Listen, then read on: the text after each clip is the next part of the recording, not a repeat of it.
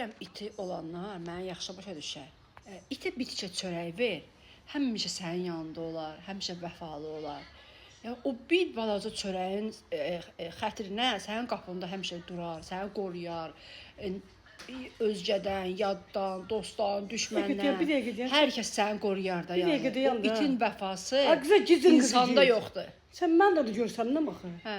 Mən itdən danışsa, iti göstər də. Görsə itdən danışsa, itdən danışsa mən göstərməm orada. Qucağımdadır da. Göstər də.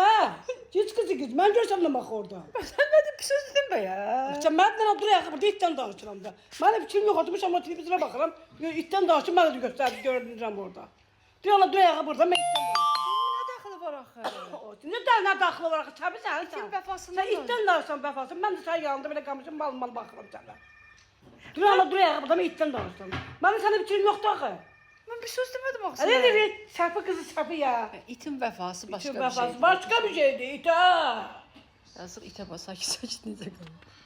Sən oxşayma sakitçiliyində it.